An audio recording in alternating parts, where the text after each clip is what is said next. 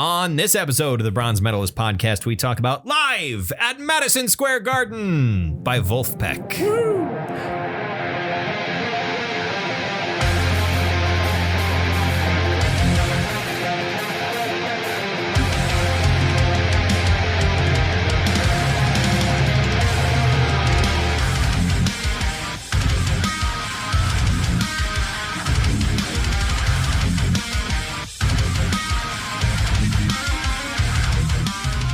Hi, everyone. Welcome to another episode of the Bronze Medalist podcast. I'm Kale. I'm OJ. We're two professional broadcasters. We like metal and we like to talk about it.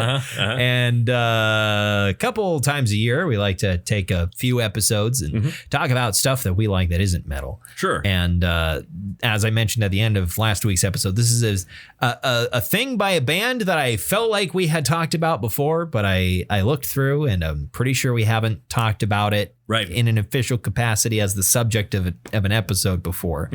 But Vulfpeck is an American funk band, originating from Ann Arbor, Michigan. A bunch of guys that attended the University of Michigan together. They themselves are from mostly the Midwest, Great Lakes area, and New York City, and Long Island. It's basically right. The island is pretty long, though. It's a long island. It's a long.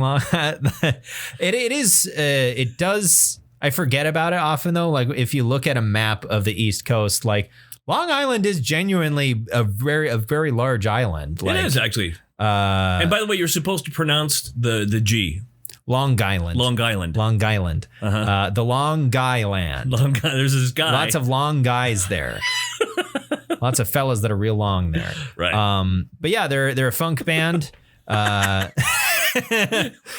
been around since 2013 and making music together. And 2013, I thought 2011.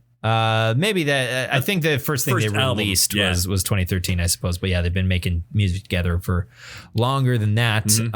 But they're just a ton of fun. A megaton of fun. A shit ton of fun. Everything that they've released is just it's hard not to smile when you're listening to Vulfpeck. Right. And what we did is we actually watched the video of this. I started to listen to it, just listen to it, and you can't. You got to watch it too. It's it's so much fun on their YouTube channel, which they've also, been very prolific on their YouTube channel for quite a long time, not just with music videos, but also a little bit early. They haven't done quite so much in this vein recently, but like they would do like weird little skits every once in a while because they're I was about to say they're a bunch of weird guys. Really, there's just one really weird member of the band, but they all together are pretty funny. Like they're not a comedy band, but I told you earlier today, I read an article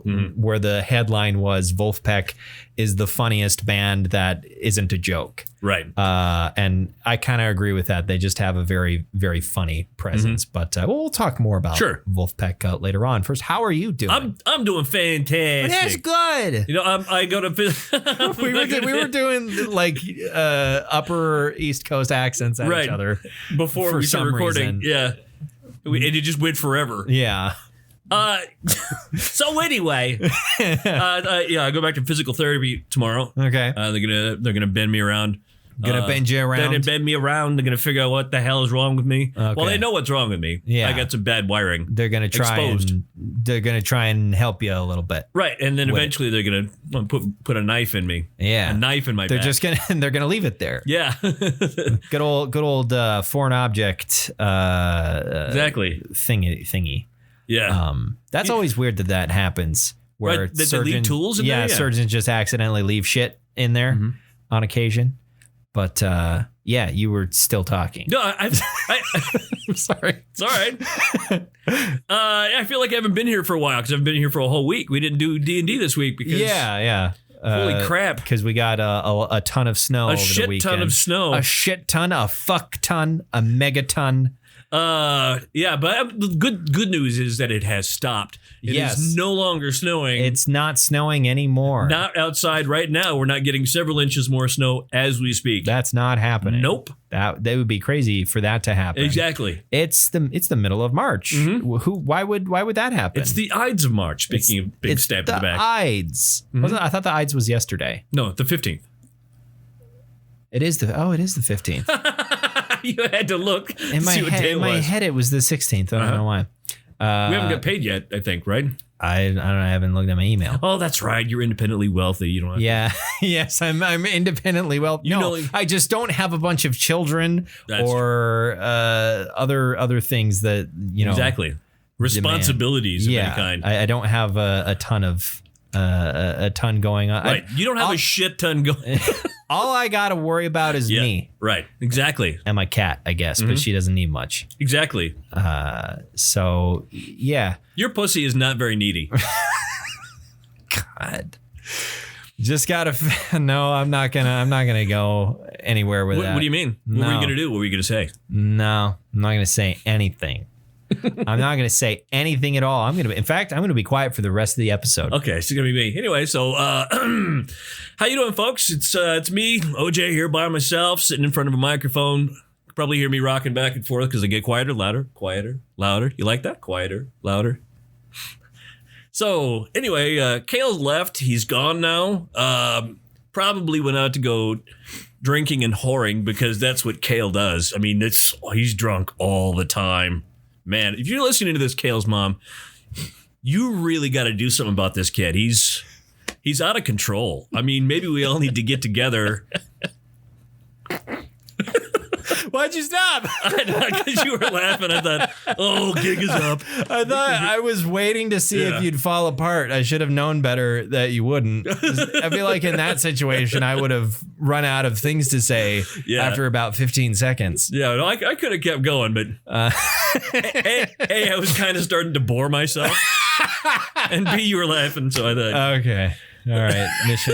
Mission accomplished. Right. Yes. All right.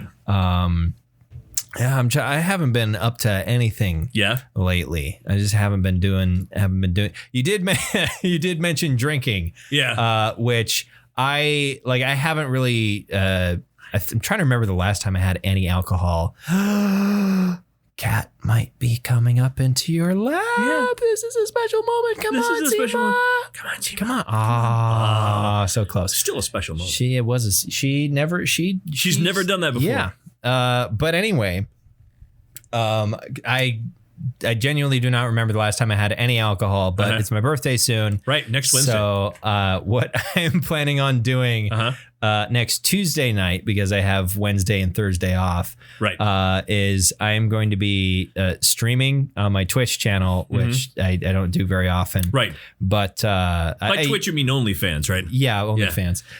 No, on my Twitch channel, I'm going to be streaming, which I used to do a lot more regularly. I'm going to be playing, I've talked about it before, a game that I really love called Deep Rock Galactic. Oh, sure, yeah. And in that game, because you're playing as a bunch of dwarves, of course, their workplace has a bar. And that bar, has a bunch of these different beers, and some of them give you like beneficial effects on your missions. So what I'm planning on doing next Tuesday is... I haven't decided exactly on a title, but I think I'm calling it Staring into the Abyss Bar. Until it stares back. That might be might be too wordy for the title of a Twitch stream. Right, but it works though. I mean, yeah, it's fun. But what I'm going to be doing is every time I go to the Abyss Bar in game, like in between missions, and I have to go in between missions, and get something. You're going to do shots? No, I'm going to drink an entire beer. Oh, okay. Because that's what the dwarves do.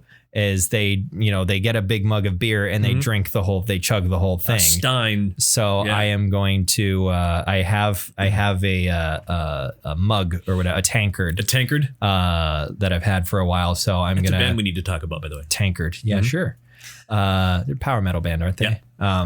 But I don't know what kind of beer I'm going to get. I'm not planning on getting fucking wasted, but also, like I said, I cannot remember the last time I drank any alcohol at all. Right. So like I might have had a beer like at my parents' house like 6 months ago. I don't even remember. Maybe at Thanksgiving. I don't know, which was not 6 months ago, but 5 months ago. Close to it. Yeah. But in any case, I don't remember the last. So my tolerance is gone. Right. So any amount of beer over any amount of time is probably a recipe for me getting, relatively toasted by the end of the night. So this is going to be entertaining. I hope so. I mean, that's the point. I think it'll be fun to try. And, I'll have plenty of water. I mean, there's always a lot of water very close to me because I have this giant 64-ounce jug I take everywhere with me. But how many times in a playthrough that you would stream would you end up going back to this? I mean, it depends on how many missions you play. But most missions don't take much longer than like 20 minutes. Okay. So it could be roughly one beer every 20 to 30 minutes. Okay. Roughly speaking. Potentially 3 beers an hour. Yeah, potentially, which is it's not a ton for a guy my size if I'm not drinking something particularly. But if you're playing for 3 hours. Yeah, which I plan on playing for a while. Right. I'll probably I think what I'm going to do is get 2 6-packs. I haven't entirely decided on what beers I'm going to go for. There's a beer called Squatters. What's Squatters? Squatters. It's very hoppy. Okay. Is it extremely high alcohol content? It's 10% alcohol. Yeah, I'm not going to go for that one. I think I'd probably just go for cause, when I think dwarves, I think stout. Oh, sure. And stouts are usually fairly low in alcohol. Yeah. That's more of a meal than a drink. Exactly. So I think I'm going to go with probably some Guinness or something. Sure. And then sticking with kind of darker beer, maybe just go with some Shiner Bock. I've always been a fan of Shiner Bock. So, yeah. Beck's makes actually a pretty good dark. Okay. Yeah. Yeah. I'll have a look around the liquor store next week and see if I find any beer that really seems very dwarfy to me. And it's your birthday stream, so you should make sure it's quality, something you'll enjoy. Yeah, I want something, something good. I've had Fargo Brewing Company has a good stout that I might get if they've got it, which they probably will. But yeah, I think it's going to be a lot of fun. And then days off, I'm just going to probably just hang out and watch Lord of the Rings because that is my that is my birthday tradition. Generally, is to watch the extended edition of the Lord of the Rings trilogy, which will that'll take the whole 2 days. That sort of became my Christmas tradition, the extended edition. But just because I borrowed yours, I have to eventually kind of get my own. Yeah, you're gonna. Yeah, I'm not letting you keep that. No. Those are for me.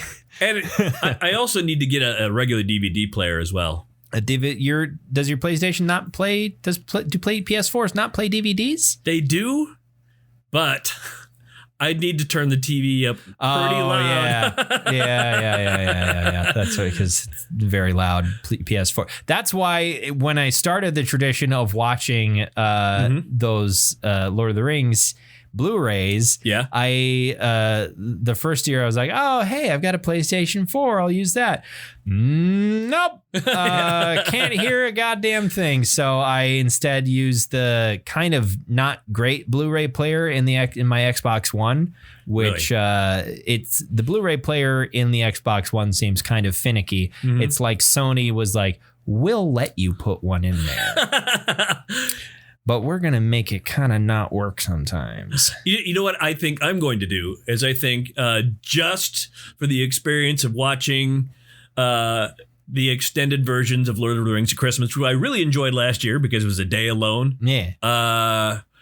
Well, I guess the year before is when I didn't get to do it this year. But this coming year, I think just for those Blu-rays, I'll buy the Blu-rays, the extended versions. Yes. Also a PS5. There you go. And an OLED TV. Jeepers. I mean, that's going to be a heavy investment, but...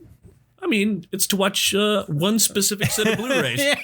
yes. That's and those are the only things you're going to do with those investments. Right. That would be wild. Just like I'm buying these things and I'm only ever going to use them to do this one specific thing, and that's it.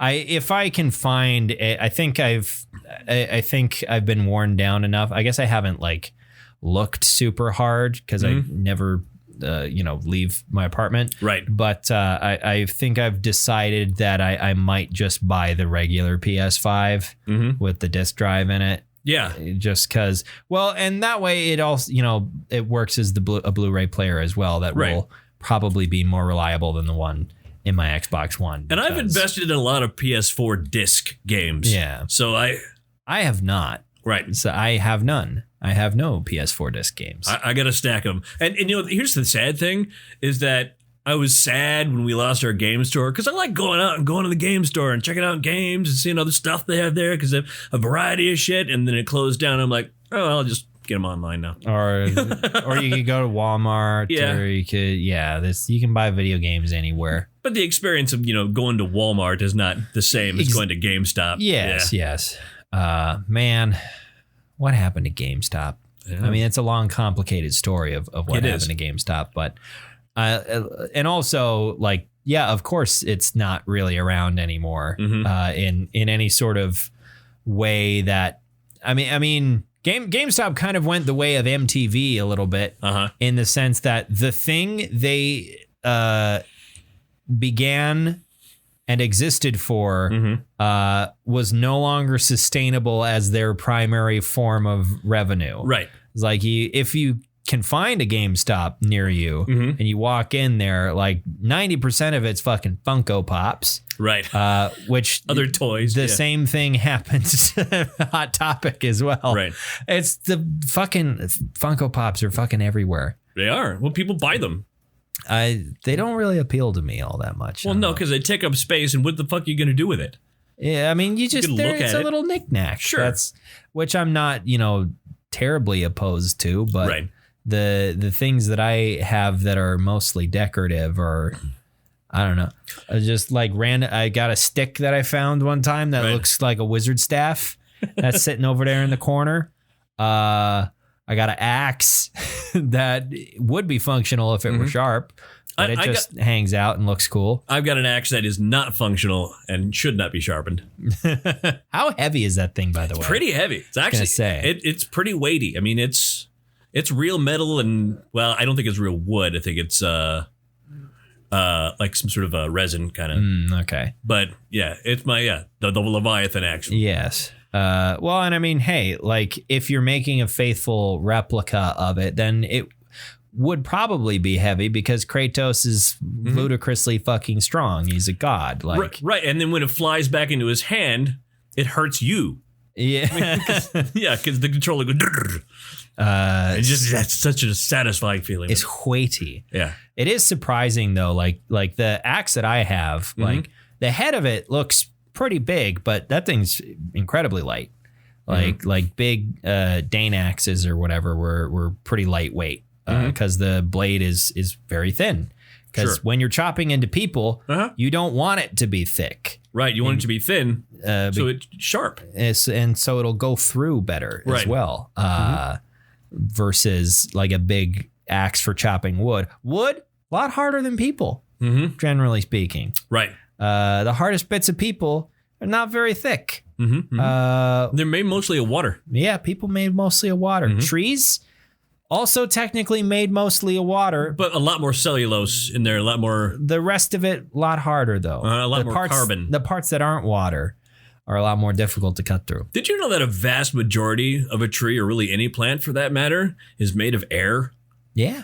They got a lot of open space in there. Right. But I mean, you think, it sucks minerals or something from the soil. Most of what makes up like the mass minus the water of, the tree is gleaned from the air. Yeah. It's neat. Plants. Plants.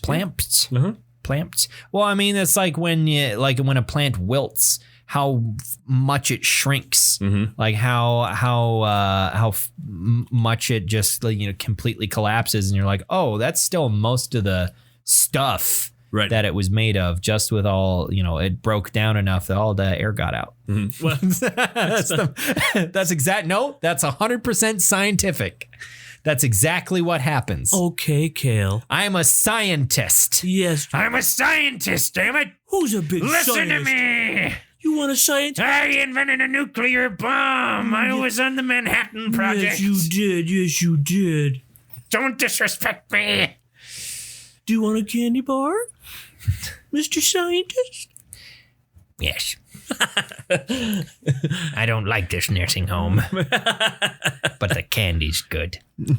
I don't know why I suddenly turned into a. At this point, is there? I don't know if there's anyone alive who worked on the Manhattan Project. They would need to be like a century old at this point. Yeah, I mean, you would imagine they would be at least 20 whilst working on it, and that was the mid 40s, which was already. And we're in the mid 20s. So how 80 years ago. So yeah. I couldn't math for a second. Yeah, 1943 was 80 years ago. Yeah, so if there's anybody alive, then if they worked on the Manhattan Project, I don't know. If you're out there and you're listening and you worked on the Manhattan Project, why are you listening to this podcast? Do an interview with someone. Yeah, people seriously. would like to hear your story. Exactly. Probably. No, definitely. Okay, A, you're 100 years old. B, nuclear bomb. I mean, Oppenheimer's coming out. Right. When the fuck is that movie coming out? I feel like I saw like posters for it and the trailer for it so long ago, and it's not out yet. I think the opportunity they're missing for the tagline for the movie is I am becoming to theaters soon. That's a missed opportunity. Christopher Nolan really likes to go for the joke taglines. Especially about a subject so hilarious. So funny as the life of Robert Oppenheimer. Noted funny man who always kept it lighthearted. Yeah. Didn't carry any baggage with him at all. Nope. I am curious to see with that movie. More so, I'm curious to hear with that movie what the sound design will be like, because Nolan got a ton of shit over his last movie about how no one could understand a single fucking word that was being said. Not because the concept was complicated, which it was, but simply because the dialogue was hard to hear. Right. It was mixed weird. It seemed to be, but I think the audio for this movie is going to be the bomb. I think it's going to be. Hey, there's been already been a ton of jokes online about how Christopher Nolan sets off real nuclear bomb to film for Oppenheimer. Sure. That I feel like it's like. The directors you can make jokes like that about are Nolan or Michael Bay. Not Michael Bay. I was gonna say James Cameron. Oh, sure. And it's still weird to me. Like, I don't know a ton about how the second Avatar movie was filmed, but the fact that they genuinely filmed a lot of scenes like actually underwater, despite the fact that it's all, CGI aliens and stuff. You're mistaken. There's no CGI in this movie. There's no CGI. None of it is CGI. They actually went to Pandora. They did. The real planet Pandora. They did. Oh, actually, it was all filmed in that part of Disney World. Actually, no. What they did was they got a subscription for $10 a month to Pandora. Yep. Yeah. It's set up.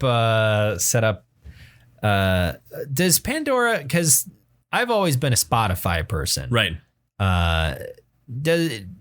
Do you know if Pandora allows you to make playlists now? Because that was the big difference at the time when I made the commitment to use Spotify instead of Pandora. Is Spotify was we will make we will let you make playlists. You can put whatever you want in there, and that will be what's in there. But they didn't really have like a random algorithm for like playing you stuff up next until like 5 years ago, 6 years ago, actually probably way further back than that, because 5 years ago is not as far back in my life as I think it is. Yeah, but I haven't used Pandora in forever, but I use, and I sometimes feel bad about this, but Amazon Music, but here's the weird thing: is it also has a feature where, hey, you've been listening to this, we think you like this, and for some reason they haven't fixed this algorithm. You listen to a whole album and okay, you're done listening to that album. Now we're going to start with other stuff we think you might like. And generally it's the last track from the last album you just listened to because it was very recent. And if you like that album, here's a track from that album. It's just, it'll just lead you in circles endlessly. Well, no, I mean, it'll play that song again and then it will play something from another band. I see. But that's weird. Yeah, I would think they'd be able to fix that, but yeah, I don't know. Low on the list of priorities, beneath crushing any chances of worker unionization, right, for Amazon. Yeah, I don't know. I tend not to like. I think Spotify's algorithm is okay. Yeah, I found a couple things that I enjoyed based on its recommendations. Me too. Yeah, that's happened to me too. But like. That was the thing people always said about Pandora is like, oh, it's, it plays you the next thing that's based on, it's always really accurate. It's just like, yeah, but you listen to like pop, like, is it going to be that accurate? Does it know what the fuck it's doing with metal? Does it? Wow, man, you just listened to all these death metal songs. You just listened to Forced Gender Reassignment by Cattle Decapitation. You love metal. Here's Warrant. Yeah, like yeah. I just don't. Here's some Buck Cherry. Yeah, like yeah. I just don't. I don't know. It's like the Academy Awards from 1991. Okay, was it 91 that happened? You don't know the incident? I don't know what you're talking about. The year they added heavy metal, best heavy metal. You mean the Grammys? The Grammys. What did I say? You said Academy Awards. I meant Grammys. The Academy Awards were very recent. You should have known what I meant. No, because the thing you said was not at all the thing that I meant to say. Also would be relevant to this week. You know the cucumbers. The cucumber incident in 1991. But yeah, I know it when Jethro Tull. Yeah, Jethro Tull won the combined category of best heavy metal. Yeah, it just became. Well, was this best metal record? Yeah. Okay. Best metal album. But that's what the whole category. Because later on they did combine like metal and hard rock, didn't they? I think it became a combined category. I think they may have separated it. Is what happened. Or maybe they did. At some point they were the same thing, and then they separated them again because they're not anymore. Right, and then from then on, the Tonys were like, I know, they made up for that a lot. I mean, even when it was not deserved, they're like, Metallica, you win. Well, I mean, that's been every year since then. Is Metallica nominated? Here's an award for them. Is Ozzy nominated? Here's an award for him. Right. To the degree that it is a little frustrating when there are other bands or artists that are also nominated that have really been putting in the work and have put together something really cool and really really new and fresh. Here's 5 great bands that we love that have an album this year and none of them played a trash can lid. So here you go, Lars. Yeah. But it's like, and like this year, like Ozzy won best metal performance, which Ozzy Osbourne's wonderful, and he released just some great stuff. A great album. Album. To the defense of that, it was a masterpiece. And he's probably going to be gone soon. So maybe. I mean, we've been saying that for decades. Yeah, but his health is actually deteriorating. But also people have been like, he's been saying that basically for the last couple of years, and he's continued to be here. So, but yeah, it's like, I mean, he's not getting any younger, and his health is deteriorating. Right. But it'll be a sad day. Sure, it'll be an awfully sad day when Ozzy goes. But yeah, I don't know. I don't know. Did you see? I mean, you saw. We mentioned the Oscars. I've never watched the Oscars, by the way. You've never watched the Oscars. I never watched it. I didn't watch them either. I've seen highlights, but I'm excited about some of the people and films that won, which I haven't seen Everything Everywhere All at Once yet. I have, but I know I really ought to, especially now. But it's a fun movie. Before all the awards buzz, I was like, this seems like a movie that I would really enjoy and I should really watch it. I just haven't, and then it won all the awards, right? Which I just think is really cool that. A movie like that you would not expect, because it seems, at least from the trailers I've seen and the people that talk about it, very not Oscar baity. Right, it's quirky. It's quirky as all get out. It's quirky and it's weird, but I just I think that is like, even compared like other unexpected Best Picture winners in recent memory, like Shape of Water. Right. Even though it's unexpected because it's a movie about a lady that falls in love with a fish monster. Right. Who I've met. Yeah, I've talked to him. Right. Right.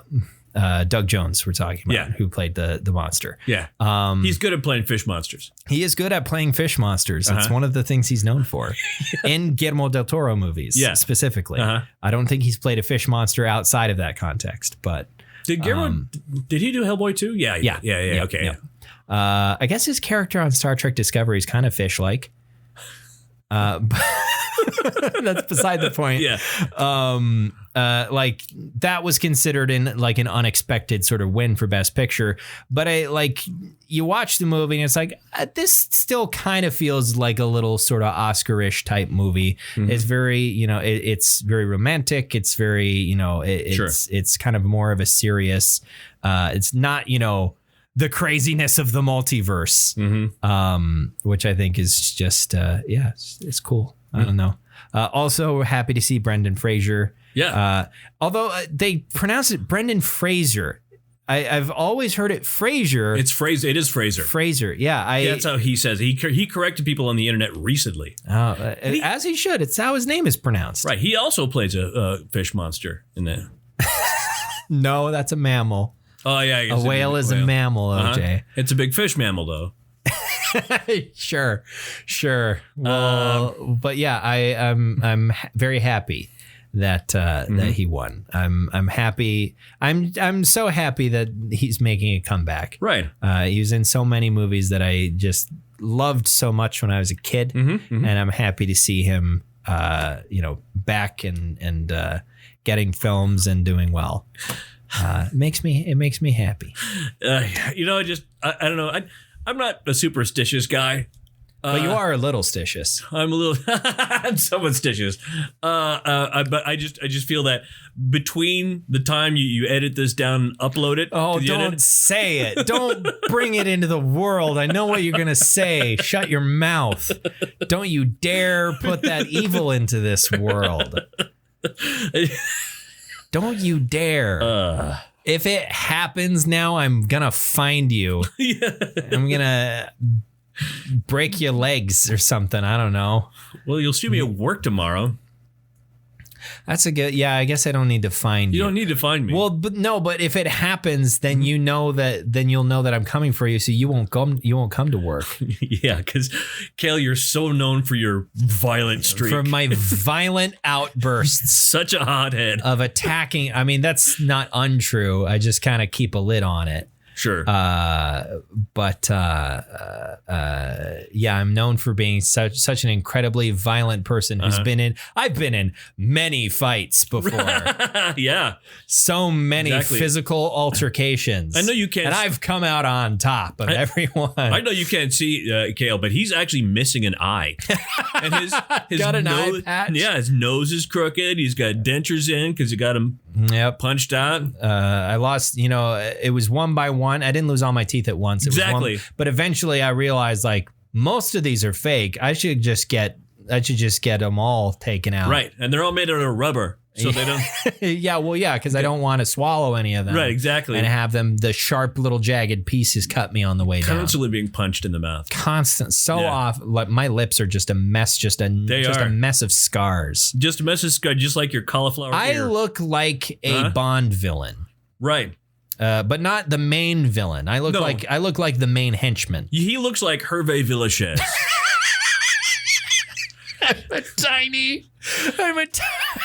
You're a tiny Mexican dude. Or he's French. He's French. He's French, yeah. Tiny French man. Yeah. Who apparently is just a sex fiend. Mm-hmm. We talked about that last week. I think we did, didn't we? We didn't. We definitely talked about it last week. I love how that was your go-to for like Bond henchmen. Not fucking. What the hell? Teeth? No. It's Jaws. Yeah, Jaws. Not Jaws. Right. Or like, I mean, even Odd Job is taller than the character. But Knick-Knack. That's what he went for Knick-Knack. Right. Speaking of people who probably have never been in fights. I don't know. I don't. These guys don't seem like the violent type. Right. Vulfpeck, as we mentioned at the beginning of this episode. They went to college. Yeah, they went to, because nobody who's ever been to college has gotten in a fight. Right. It takes the fight out of you once you go to college. But yeah, Vulfpeck is an American funk band originating from Ann Arbor, Michigan. And they have been making a ton of really amazing funky music for quite some time. Just to tell you about a little bit about the primary members of the band. So there are 4 main members of Vulfpeck that are the consistent members of the band. There's Jack Stratton, who is their front man and the aforementioned weirdest dude in the band. His persona is bizarre, and it's also one of the things that makes Vulfpeck so unique and more than just like, oh hey, look, there's these guys that are playing like this, they're doing kind of a funk revival thing. It's like, no, there's this funny weird dude from Ohio that just his sense of humor is so bone dry. And his delivery is so absolutely perfect, but completely straight and serious, despite the fact that he is saying the weirdest shit and sometimes. Doing the weirdest shit. And yeah, he does weird stuff. I mean, imagine this. Dream of a lifetime. You never thought you'd be here. You're at Madison Square Garden. You know what? I think I'm going to do a handstand. Yeah, and a pretty impressive handstand. A very impressive handstand, yeah. Or how when he emerges onto stage at the beginning, he immediately falls over and drags himself across the stage. Right. Wearing kind of old-timey exercise clothing, short shorts. Yeah. And a red stripe, a red shirt with sort of white stripes on it. And a headset with he's got these headphones on with a microphone attached to him.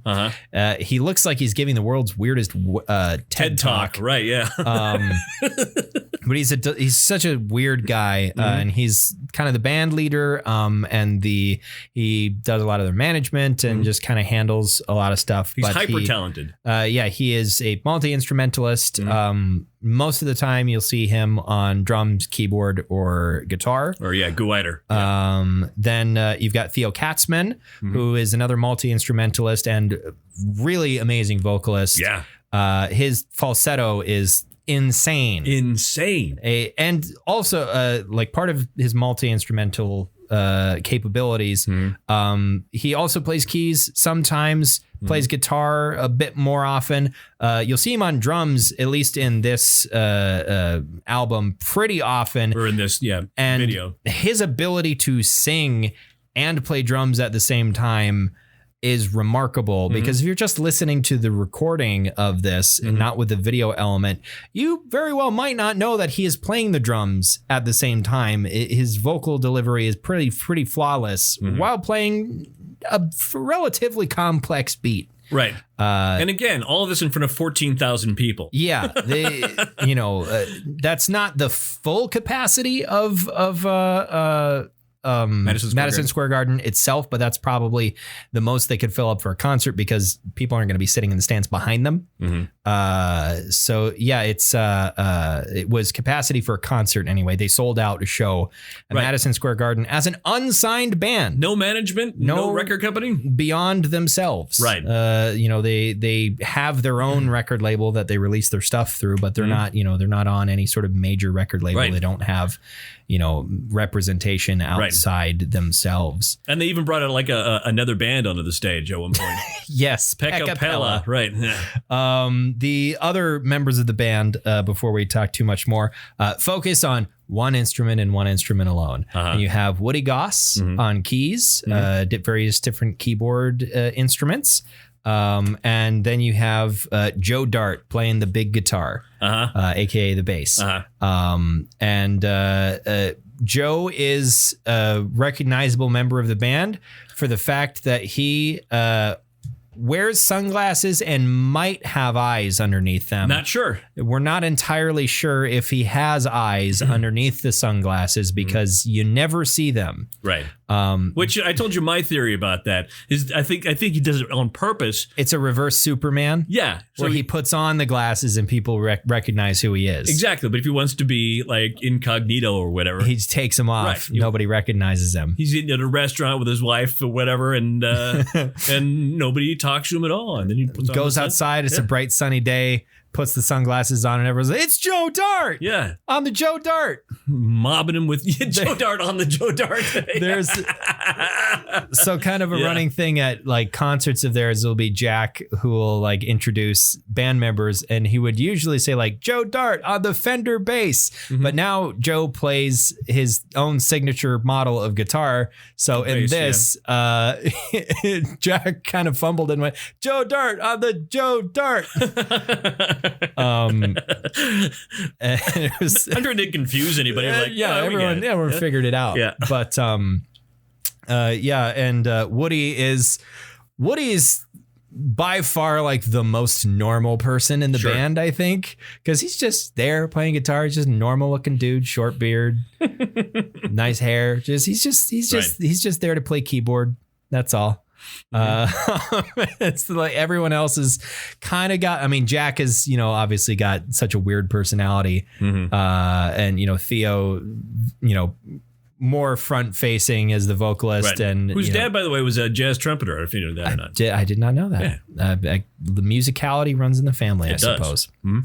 I would describe like Theo's vocal. He sounds remarkably. As an adult man, he manages to somehow sound like a young Michael Jackson a little bit. He kind of brings a little bit of that kind of Jackson 5 era Michael Jackson sort of falsetto. Yeah. And he sounds a little bit like Prince sometimes. A little bit. Like he's an amazing singer. Really, really good singer. Right. They also have a number of touring partners who are pretty much always with them whenever you go see them live. And it's like 300 or 400 people. Yeah, like 340. There are a few in particular that you'll see on pretty much any Vulfpeck tour if you were to go see them live, and that appear repeatedly on albums of theirs as guest musicians. You have Corey Wong, who plays the guitar and was named after a Vulfpeck song. You have Joey Dosick, who is another multi-instrumentalist, really fantastic singer as well. Great, very soulful voice. Also plays the keys and amazing saxophonist as well. And then you have, speaking of soulful voice, you have Antoine Stanley, who is a fantastic R&B singer who does a lot of stuff with Vulfpeck and tours with them, and just an amazing set of pipes on him as well. And this show had a ton of guests on it as well. There's Dave Koz, who played the curved soprano saxophone, which is teeny tiny, and appears on the song Smile Meditation. alongside Chris Thiele, who is plays the mandolin. If any of you out there know of the radio show that's been discontinued, Prairie Home Companion, from our neck of the woods, kind of. It was based in Minnesota. He took over the show in 2016, I think. Right. And it transitioned into a different show, which was called Live from Here. Gotcha. That then moved to New York and was only around for a couple of years after that. But I don't know if that had anything to do with him and more to do with the fact that it was public radio. Right. And it was still public radio in 2016. And there was someone who took over right around then, the sort of public offices of the country that didn't seem to care all that much for public radio. Right. I wonder who that was. People were talking smack about Big Bird and stuff like that. Anything that was on PBS of any kind. Well, I think it was already on HBO. Did you know that? Sesame Street on HBO? Went to like HBO, yeah. Oh, that's crazy. Went from public to very private. I think it also has something to do with the fact that Garrison Keillor showed Prairie Home Companion, and he turned out to be kind of a creep. Oh, really? I didn't know that. Yeah, I didn't know that Garrison Keillor was a little bit. Yeah. Okay. But anyway, Chris Thiele playing a tiny mandolin together with Dave Koz and his tiny saxophone. Playing a tiny man. playing a tiny man. But a number of other people that they brought up. A singer named Charles Jones, who also played keyboard. And there's a couple of songs where these fantastic clarinet players show up. We're just sharply dressed. Yeah, well, I mean, all of them, like every member of the band was dressed like they were just walking down the street. Exactly. Like this gig was a surprise or something. The only person who was wearing a tie was Antoine Stanley. Right. Everyone else was just dressed pretty normally. That's assuming, though, that Jack dresses like that all the time, which... Wouldn't shock. Maybe he does. I don't know. It also wouldn't shock me to know that Antoine Stanley dresses like that all the time. Yeah, he just seemed to like that was part of him. Classy dude. Yeah. It's entirely possible. But I feel like this album is I think it's a good introduction to Vulfpeck in the sense that it has a lot of their greatest hits, and it like there are some live albums that like live albums I feel like always kind of have to be judged as their own thing because it's a live thing. Not everything is going to sound perfect, but they sound perfect. This sounds perfect, and that's kind of how they operate anyway. It seems like they don't go and let's each do the instrument in the studio and then edit it. They always play live in the same room together. Right. When they do their recordings, it's always the full band playing together in one room. Which is also how their music videos are usually recorded too. Right. Most of their music videos consist of just them in a room playing the song and Jack doing something weird throughout the video. Usually just laying on the floor. Or sometimes it's just video of Jack like in a field, in a park, doing a weird dance. Or on a cell phone. Talking to someone the beginning of music, but they're just an intensely charming band, and this has got a lot of their greatest hits on it. I think off of everything they'd done before this. This came out in 2019, by the way. And by the way, every time I've watched it, and I've watched this a few times. Yeah. Every time I've watched it, I go along with Mom. I do.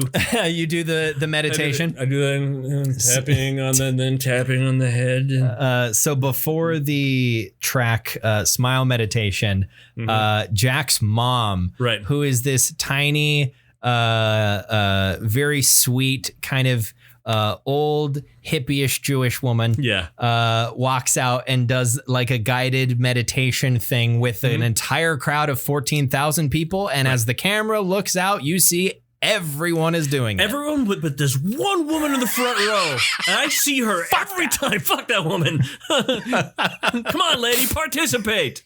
Go along with it. But she does this little guided meditation thing with the entire crowd before they lead into that song, which I thought was really, really sweet. They brought her out to be a part of that. It was, and the audience loved it. Yes. But yeah, a lot of their greatest hits on here. And this was like the last major release from Vulfpeck between now and their most recent album, which came out late last year. It came out in December.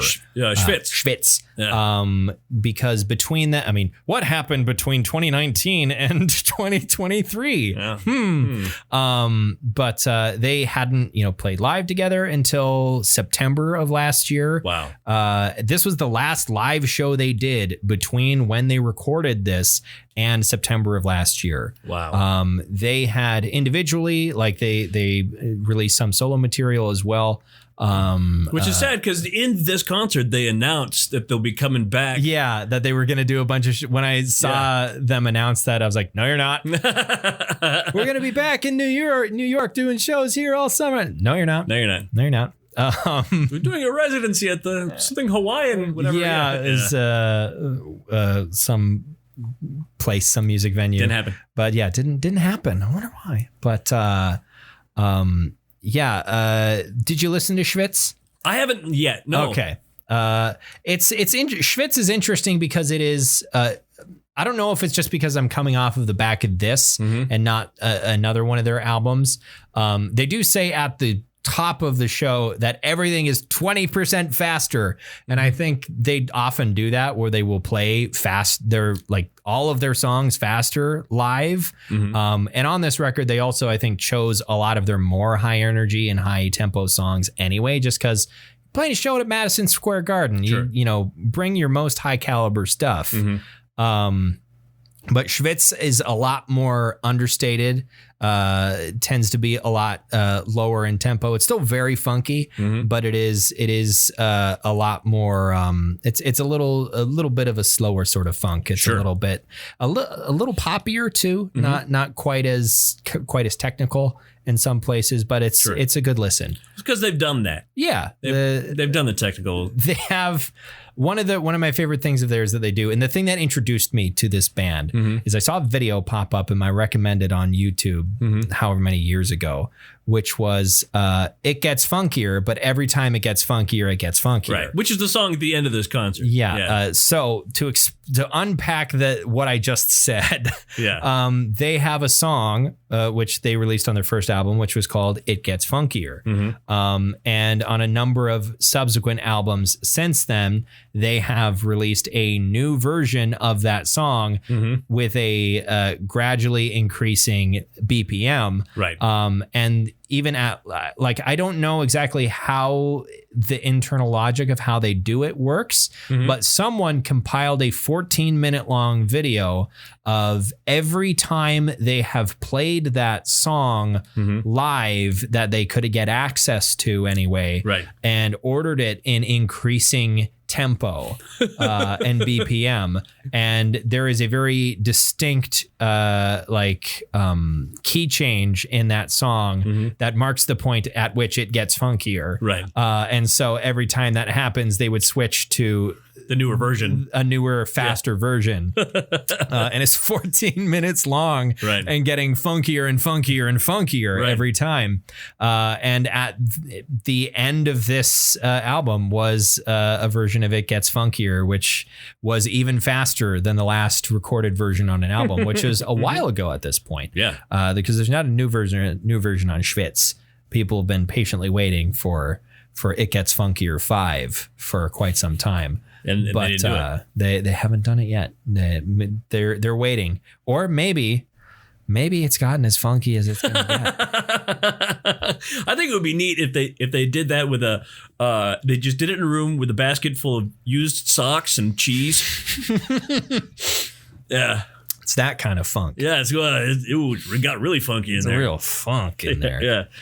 But that's what introduced that video. I didn't know anything about Vulfpeck until that video. And I saw that and went, yeah, I could get into this. Sure. Let's check out what else they've got going on. And I just, got into them from there. Yeah, these guys actually give me a little bit of a Fish vibe. Why do you say that? Because I'm vaguely familiar with Fish, but because it's very jammy. Yeah. Well, and to that point, I was reading about Joe Dart, and Fish is like, if he played in his band before Vulfpeck was like a very Fish inspired band. Really? I didn't know that. I think it was just mentioned on the Wikipedia page for Vulfpeck, a little blurb about each member. But was Fish like a very sort of jammy kind of band? Yeah. I mean, they were known for playing 3-hour concerts. Oh, my God. And an hour of it was just covering The Who's entire Quadrophenia album. Because why not? Because why not? Yeah, you go to a Fish concert, you're camping. You can leave, come back, don't worry. Sure. Is that? I hope there's refreshments offered. Oh, I'm sure. I'm sure there's refreshments because a lot of people in the audience are very hungry. Yeah. Yeah, I can. Yeah. I mostly there's on the podcast my brother and me. Occasionally they will play a game called. I actually don't remember the name of. The game has a catchy name, but anyway, the goal of it is to guess a song title will be named, and you have to guess whether it is a Fish song or a Dave Matthews Band song. All right, and it's seems to be remarkably difficult to figure out which is which. As long as you're playing an instrumental part, because Trey Anastasio and Dave Matthews don't sing. They don't play a clip from the song. They just name the song title. Oh, they just name the song title. Yeah. Oh yeah, that would be with players who are have only heard the biggest hits from either band. So you choose any deep cut and they're not going to be able to tell. Right. No, yeah. It seems difficult. They're playing to the same crowd. Dave Matthews and Fish. Dave Matthews. But anyway, back to Vulfpeck. Yeah. This is a live album, so I didn't really bother, looking like what's the reviews for this live album. Right. Like, you keep saying album. I'm not thinking of it as an album. Yeah. I'm thinking of it as a concert movie. Yeah. And it can definitely be viewed that way. Literally.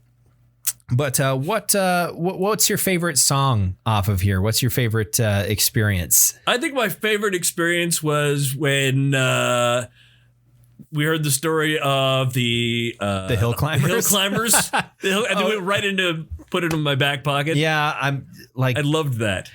I think you kind of have to choose Back Pocket. As like favorite, because also leading into a crowd of 14,000 people doing a 3-part harmony. Yeah. Very well.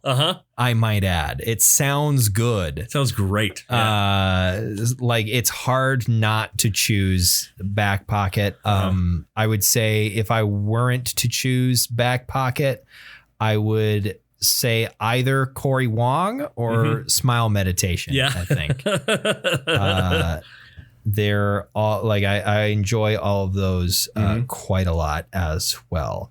But yeah, there is just this whole album or concert, if you want to view it that way, is just a ton of fun, and I think it's a good way to introduce yourself to Vulfpeck. And like I said earlier, it's really hard not to smile while you're listening to it or watching it. Right. If I'm in a bad mood and I remember, I will put on like Smile Meditation. Sure. And I just immediately feel better.